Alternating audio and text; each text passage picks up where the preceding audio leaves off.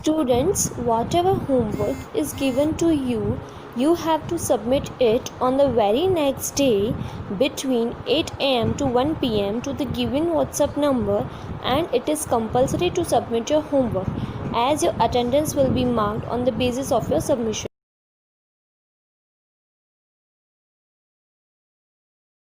Importance of the Himalayas. The Himalayas are very important and have a great influence on the land and the people of India. तो हिमालय का हमारे Indian people के ऊपर बहुत ही बड़ा influence, बहुत बड़ा असर है. Number 1, the Himalaya act as a physical barrier from the rest of Asia, helping to secure the country against invasions. तो हिमालय की वजह से जो बाहर के दूसरे बॉर्डर पर कंट्री है, नेबरिंग कंट्री है, उससे हमारा बचाव करती है. वो हमारे कंट्री में जल्दी से आ नहीं सकते हैं और हमारे इंडिया पर कब्जा नहीं कर सकते हैं. वो गार्ड करते हैं, हमारी रक्षा करते हैं. Second, the Himalaya also act as a climatic barrier. तो वातावरण, कई तरह के वातावरण से भी बचाती है, जैसे कि the mountain trap the monsoon winds with in the country and keep away the cold wind blowing from north Asia. तो एक तो है कि जो हमारी मॉनसून विंड्स होती हैं, बारिश की जो हवाएं होती है, उसको हमारे कंट्री में ही रखती है और वो बारिश हमारे कंट्री में ही आने देती है, जिससे हमारी कंट्री को फ़ायदा होता है. इसके अलावा जो नॉर्थ एशिया की दूसरी कंट्रीज़ हैं, वहाँ की जो ठंडी हवाओं से भी हमें बचाती है ये हिमालय की ऊंची ऊंची चोटियाँ. Number 3, the Himalayan with its many glaciers are the main sources of water to most of the perennial river. और इसी हिमालय के बर्फ़ से, जब बर्फ़ पिघलता है तो बड़ी बड़ी नदियाँ निकलती है जो 12 महीने पानी से भरी रहती है. इससे हमें पानी भी मिलता है. तो इस तरह से हिमालय हमारी रक्षा भी करता है, क्लाइमेटिक कंडीशन से भी हमें बचाता है और हमें पानी भी देता है. The Northern Mountains. The Northern Mountains of India is part of the Himalayas, highest mountain ranges in the world. The length of mountains is around 2,500 km and the width varies from 250 to 400 km. These mountains act as natural barriers for the cold winds and rain-bearing clouds. This determines the climate of the region. Let us see how the Himalayas were formed. About 225 million years ago, India was a large island situated off the Australian coast. The Tethys Ocean separated India and Asia. The upper continent, Pangaea, began to break up around 200 million years ago, and India started moving towards Asia. The Himalayas were formed as a result of the collision between the Indian plate and the Eurasian plate. जैसे कि आपने northern mountains के बारे में पढ़ा और northern mountain की height के हिसाब से उसको क्लासिफाई किया है, जिसमें हिमाद्री, हिमाचल और शिवालिका को नाम दिए गए हैं, शिवालिका नाम दिए गए. ओके, तो हम इनको एक एक करके देखेंगे. तो सबसे ऊपर जिसको हमने ग्रेटर हिमालय भी कहा है। तो वो देखेंगे। तो ये ग्रेटर हिमालय में हम देखेंगे सबसे हाईएस्ट पिक है माउंट एवरेस्ट और उसकी हाइट है 8,848 मीटर्स। तो माउंट एवरेस्ट यहाँ पे ग्रेटर हिमालय में है। दूसरा जो है पिक कंचनजंगा, वो यहाँ पे लोकेट है और उसकी हाइट है 8,598 मीटर्स। ओके। तीसरा जो आपको पिक बताया है वो है नांगा पर्वत, जिसकी हाइट है 8,123 मीटर्स। तो इस तरह से जो ये ग्रेटर हिमालय रेंजेस है वहाँ पे आपको ये 3 पिक दिखाई गई है, जिसको हेमाद्री भी नाम दिया गया है। उसके बाद जो रेंजेस है उसको मिडल या लेसर हिमालय कहा है और उसको हम जो है उत्तरांचल भी कहते हैं। ओके। तो यहाँ पे आप देखेंगे कि जो देहरादून हिल स्टेशन है वो यहाँ पे famous Dehradun hill station locate है इस लेसर रेंज में, जो हिमाचल प्रदेश भी आता है, हिमाचल स्टेट भी आता है। तीसरा है आपका शिवालिका रेंजेस, जो यहाँ पे आकर जो है नेपाल और भूटान के पास थोड़ी ब्रेक हो जाती है। और ये शिवालिका रेंजेस है वो है नॉर्दर्न प्लेन के ऊपरी हिस्से में। हमारा जो नॉर्दर्न प्लेन बनेगा गंगा ब्रह्मपुत्र का, उसका ऊपरी हिस्सा है शिवालिका। और ये यहाँ पर होते हुए फिर जो ईस्ट के जो स्टेट्स हैं वहाँ तक ये एक्सटेंड है, यानी कि फैली हुई है, जिसमें आप यहाँ पे मेघालय है वहाँ पर है, उसके बाद आसाम, फिर नागालैंड, मणिपुर, मिज़ोरम एंड त्रिपुरा। तो ये सारे ईस्टर्न स्टेट में भी शिवालिका रेंजेस एक्सटेंड फैली हुई है। तो इस तरह से आपने जो है नॉर्दर्न माउंटेन रेंजेस को 3 पार्ट में देखा, inner part, then middle part और Shivalika. Now, our second physiography division is Northern Plains, यानी कि उत्तरी मैदान. To the south of the Himalayas lies the Northern Plains. They extend approximately 2,500 kilometers in length from east to west. तो जो ये मैदान है, उत्तरी मैदान, उत्तर की तरफ, वो हिमालय ख़त्म होता है। हिमालय का जो नीचे का हिस्सा है जिसको हम साउथर्न कह सकते हैं, साउथ वाला हिस्सा, वहाँ पे ये लोकेट है। ओके। और उसको हम मैदान, प्लेन कहते हैं।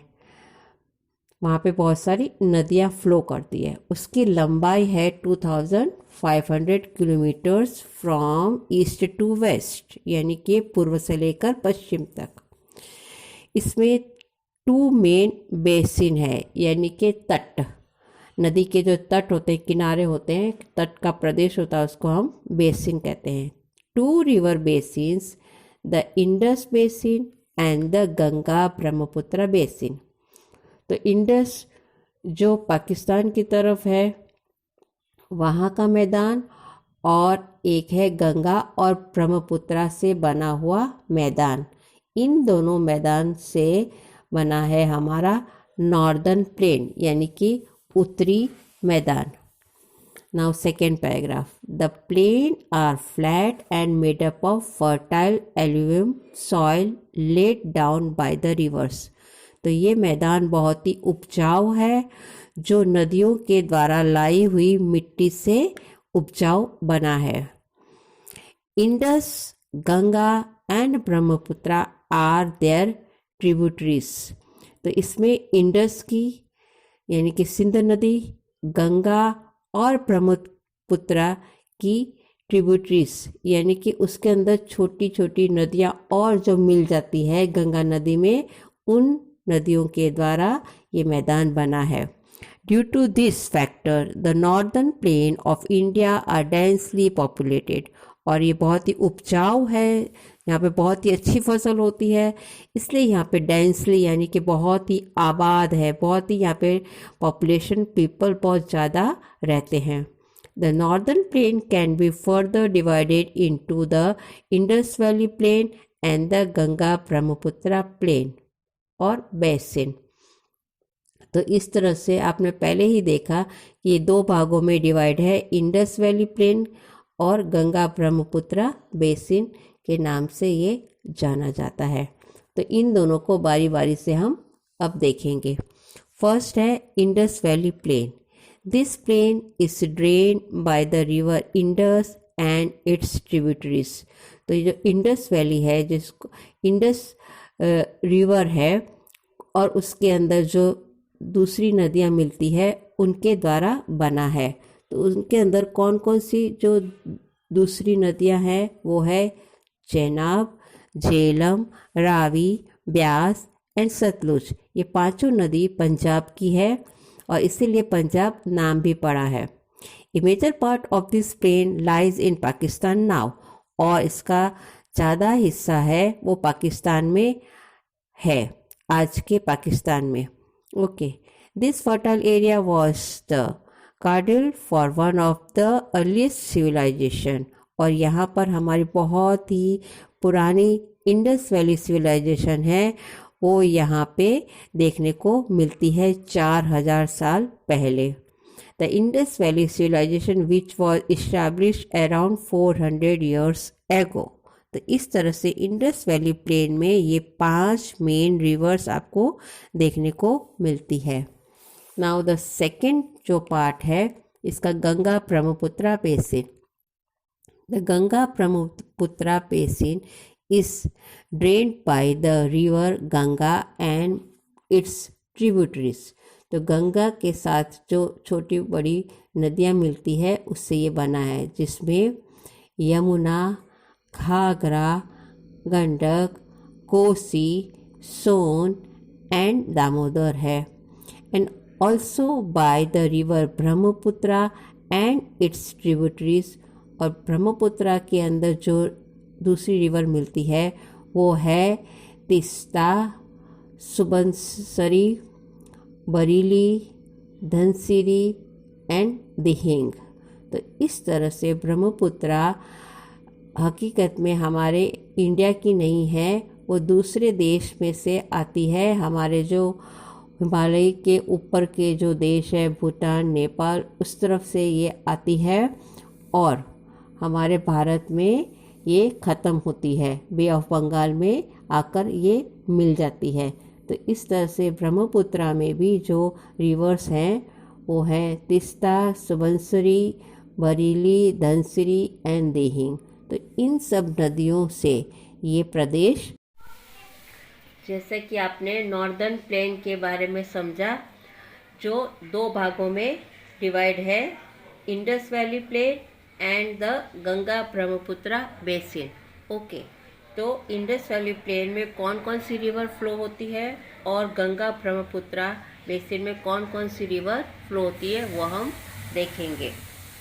ओके, तो इंडस वैली जो प्लेन है उसमें ये सबसे पहले आपको ये इंडस रिवर देखने को मिलेगी, जिसको हम सिंध नदी भी कहते हैं सबसे पहले।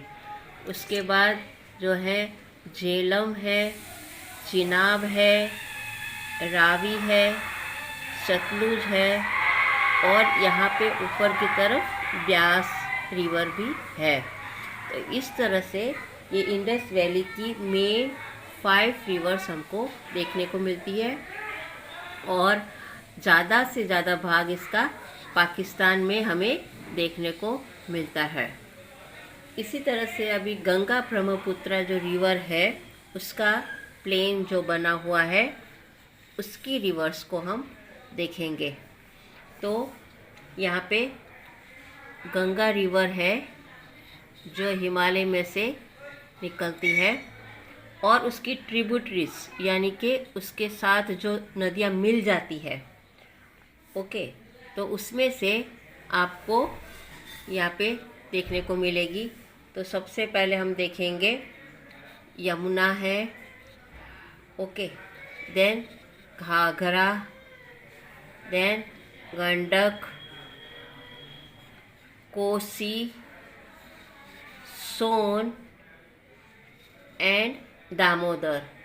तो ये आपको जो है 5 मेन रिवर है, गंगा के साथ है यमुना, घाघरा, उसके बाद गंडक, कोसी एंड दामोदर। तो इसी तरह से ब्रह्मपुत्र रिवर जो है, ब्रह्मपुत्र रिवर वो हमारे इंडिया में बाद में आती है। जैसे कि हिमालय में से गंगा निकलती है तो वो नॉर्थ में फ्लो करती है। अगर ब्रह्मपुत्र है वो कैलाश में से निकलती हुई तिब्बत में से आती हुई, उसके बाद वो हमारे यहाँ पे तिब्बत में से होकर असम में आती है, और असम में आने के बाद वो बांग्लादेश जाती है। तो इस तरह से यहाँ पे जो भी नदियाँ इसके साथ मिलती है वो हमारे भारत देश में नहीं दिखाई देती है, मगर ब्रह्मपुत्र बाद में बांग्लादेश, असम में से बांग्लादेश में से होती हुई बे ऑफ बंगाल में जाती है। तो इस तरह से हमारा ये नॉर्थ की तरफ, हिमालय का साउथ कहेंगे, और वैसे हम नॉर्थ इंडिया में ये 2 बड़े प्लेन, एक इंडस वैली प्लेन और एक गंगा ब्रह्मपुत्र का प्लेन देखा।